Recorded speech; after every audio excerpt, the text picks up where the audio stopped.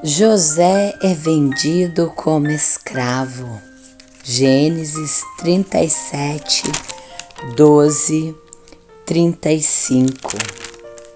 Pouco tempo depois, os irmãos de José levaram os rebanhos de seu pai para pastar junto de Siquém. Então Jacó disse a José: seus irmãos estão cuidando das ovelhas em Siquém. Apronte-se e eu o enviarei até eles. Estou pronto para ir, respondeu José. Vá ver como estão seus irmãos e os rebanhos, disse Jacó, e traga-me notícias deles. Jacó o enviou e José viajou de sua casa no vale de Hebrom até Siquém. Quando José chegou a Siquém, um homem da região notou que ele andava perdido pelos campos. O que você está procurando? Perguntou o homem. Estou procurando meus irmãos, respondeu José. O senhor sabe onde eles estão? Eles estão cuidando dos rebanhos. O homem lhe disse: sim, eles foram embora daqui, mas eu os ouvi dizer: vamos a Dotã. Então José foi atrás deles, atrás de seus irmãos, e os encontrou em Dotã. Quando os irmãos de José o viram, o reconheceram de longe. Antes que ele se aproximasse, planejaram uma forma de matá-lo. Lá vem o sonhador, disseram uns aos outros. Vamos matá-lo e jogá-lo numa dessas cisternas. Diremos a nosso pai: um animal selvagem o devorou. Então veremos o que será dos seus sonhos. Mas quando Rúben ouviu o plano, tratou de livrar José. Não o matemos, disse ele. Por que derramar sangue? Joguem nesta cisterna vazia aqui no deserto e não toquemos nele. Rúben planejava resgatar José e levá-lo de volta ao pai. Assim, quando José chegou, os irmãos lhe arrancaram a linda túnica que ele estava usando.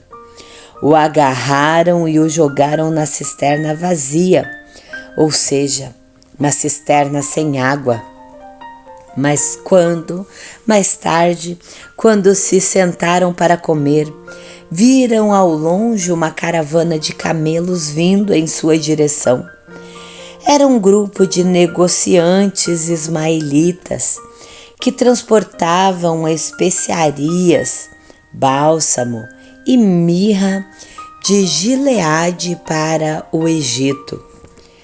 Judá disse aos seus irmãos: o que ganharemos se matarmos nosso irmão e encobrirmos o crime?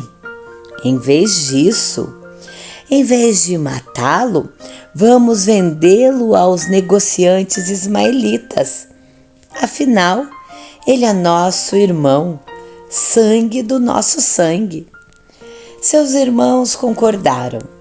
Então, quando os ismaelitas, que eram negociantes midianitas, se aproximaram, os irmãos de José o tiraram da cisterna e o venderam para eles por 20 moedas de prata, por 20 peças de pratas. Foi por este valor que José foi vendido.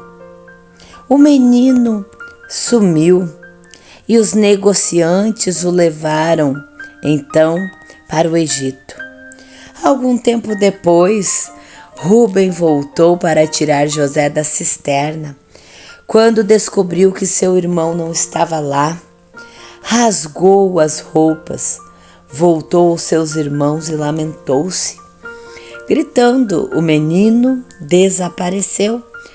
O que farei agora? Então os irmãos mataram um bode e mergulharam a túnica de José no sangue do animal. Enviaram a linda túnica para o pai com a seguinte mensagem: veja o que encontramos, não é a túnica de seu filho? O pai a reconheceu de imediato e disse: sim, é a túnica de meu filho. Um animal selvagem o deve ter devorado. Com certeza José morreu despedaçado. Jacó rasgou suas vestes e vestiu-se de pano de saco. Por longo tempo lamentou profundamente a morte do seu filho. A família toda tentou consolá-lo, mas ele se recusava. Descerei à sepultura, lamentando a morte de meu filho, dizia, e continuou a lamentar-se. Enquanto isso, os negociantes midianitas chegaram ao Egito, onde venderam José a Potifar, oficial e capitão da guarda de Faraó.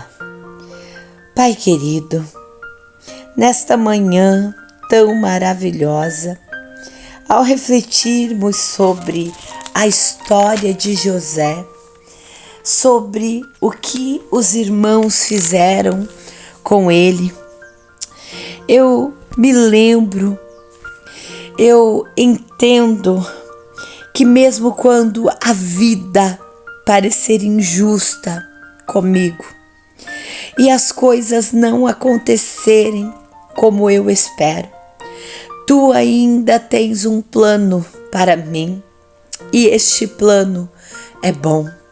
José não entendeu, José não compreendeu tudo o que os irmãos estavam fazendo com ele. José simplesmente foi abandonado, deixado à sua própria sorte. Porém, vendo a história dele e o final da sua trajetória, eu compreendo que tu o tirastes dentre os seus irmãos para o elevar à posição majoritária no Egito, num tempo de escassez e destruição. Oh, meu Deus, eu preciso me lembrar dessa história nesta manhã.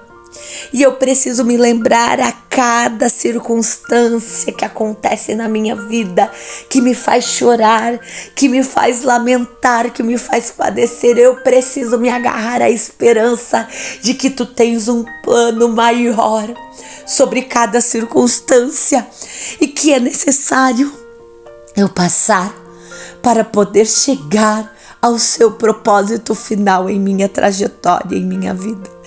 Nesta manhã eu te louvo, eu te agradeço, me dê forças para compreender tudo, Senhor, o que está acontecendo, para compreender cada circunstância. Em o nome do Senhor Jesus, esta manhã gloriosa, leva-me, Senhor, a compreender cada fase da minha vida, da minha história, em o nome do Senhor Jesus. Amém, Pai querido, aleluia.